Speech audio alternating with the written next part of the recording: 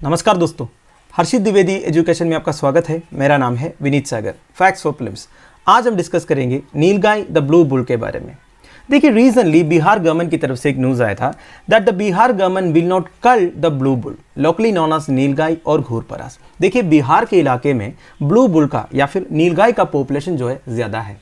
और रिसेंटली बिहार के कुछ फार्मर्स से कंप्लेंट आया था, ये जो नीलगाय के कारण इनके स्टैंडिंग क्रॉप्स खराब हो रहा है। मतलब ये पूरा एक ग्रुप में घुस के पूरे क्रॉप्स को डिस्ट्रॉय कर रहा है करके न्यूज़ आया था। तो बिहार गवर्नमेंट ने एक डिसीजन लिया था, इनको कर्लिंग करेंगे करके। So what is curling? देखिए, कर्लिंग का तीन मतलब है, तीन फील्ड में अलग अलग मतलब है। बायोलॉजी में कर्लिंग मतलब होता है the process of segregating organisms from a group according to the decide और अनडिसाइड कैरेक्टरिस्टिक्स। मतलब एक ग्रुप ऑफ ऑर्गेनिज्म से कुछ ऑर्गेनिजम्स को अलग करना, सेग्रीगेट करना on the basis of some characteristics, इसे कर्लिंग बोलते हैं बायोलॉजी में। एनिमल ब्रीडिंग में क्या होता है? प्रोसेस ऑफ रिमूविंग और segregating animals from A breeding stock. Breeding करवाने के लिए कुछ ऑर्गेनिजम्स को सेलेक्ट करके रखा होगा या फिर कुछ एनिमल्स को सेलेक्ट करके रखा होगा, उस स्टॉक में से कुछ एनिमल्स को रिमूव करना, अलग करना, मतलब इनके ब्रीडिंग नहीं करना है। इसी को एनिमल ब्रीडिंग में कर्लिंग बोलते हैं। पर लाइवस्टॉक एंड वाइल्ड लाइफ में कर्लिंग का मतलब क्या होता है? It often refers to the act of killing. देखिए दोस्तों, एक एग्जाम्पल मैं आपको बता देता हूं।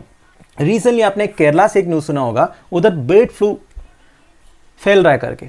आप देखिए, जब एक फ्लॉक ऑफ बर्ड्स के बीच में बर्ड फ्लू फैलता है तो जितने भी इन्फेक्टेड बर्ड्स हैं उन्हें मारना ज़रूरी है, नहीं तो ये जो डिसीज है या फिर वायरस है ये पूरे फ्लॉक ऑफ बर्ड्स में स्प्रेड हो जाएगा, जिसकी वजह से सारे मर जाएंगे। अब जो इन्फेक्टेड है उन्हें अलग करके मारने से वो वायरस उधर की उधर ही खत्म हो जाएगा। तो ये जो कर्लिंग है ये अक्सर होता है जब भी इस तरीके का कोई डिसीजेस फैलता है, तब ये करता है।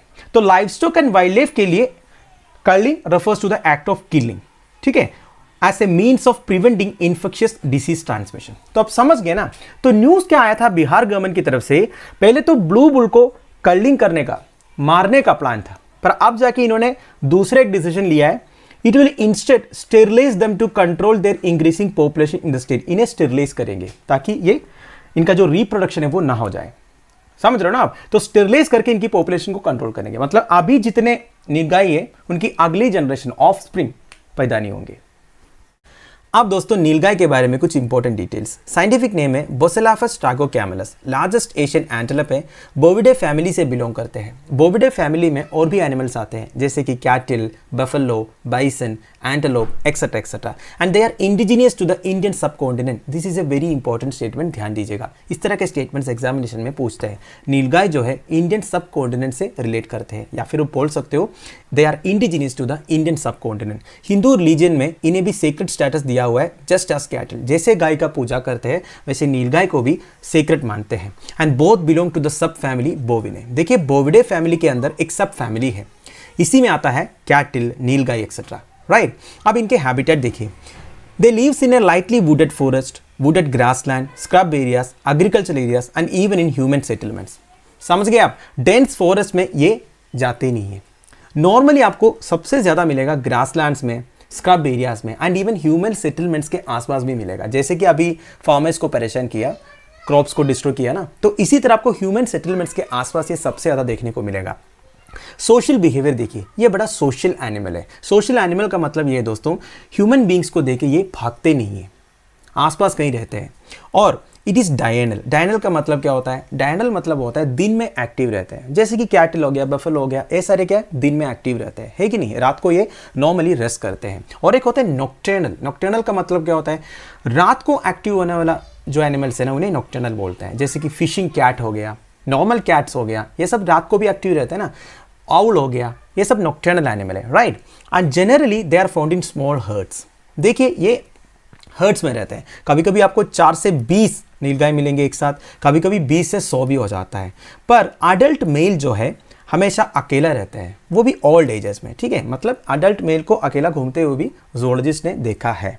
अब इनके ऊपर क्या क्या थ्रेट है देखिए।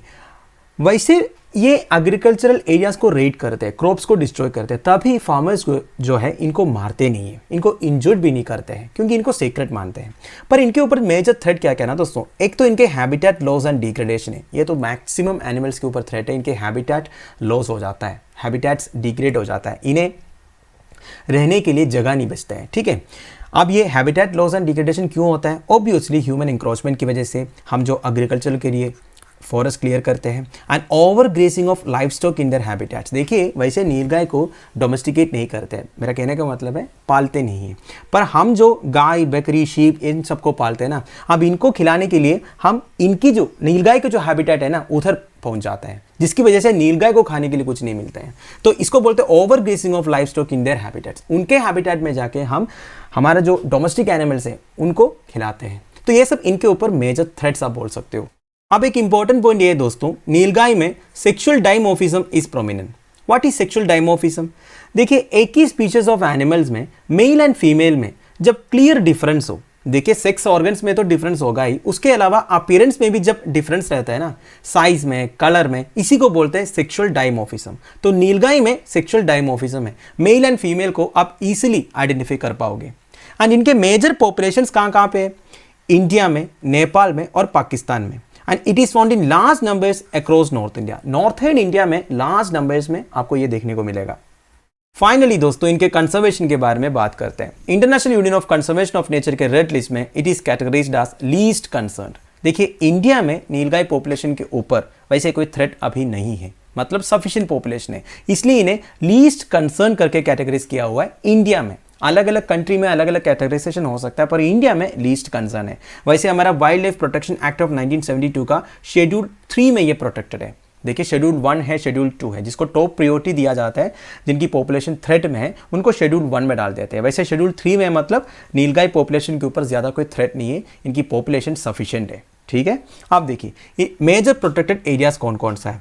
गिर नेशनल पार्क गुजरात में, सतपुरा नेशनल पार्क मध्य प्रदेश में, टडोबा अंधेरी रिजर्व महाराष्ट्र में, Kumbhalgarh wild life sanctuary Rajasthan में, रणथंभौर नेशनल पार्क राजस्थान में और सरिस्का टाइगर रिजर्व राजस्थान में। तो ये सब इनके मेजर प्रोटेक्टेड एरियाज है।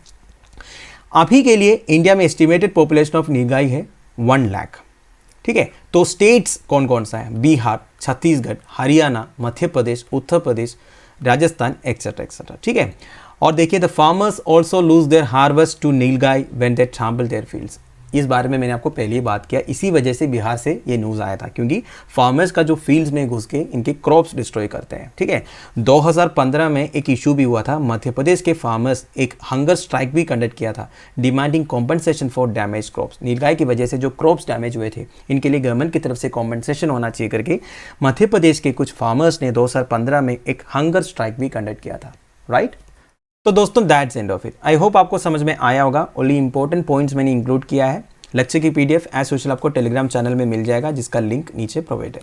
Thank you for watching, bye bye, have a nice day.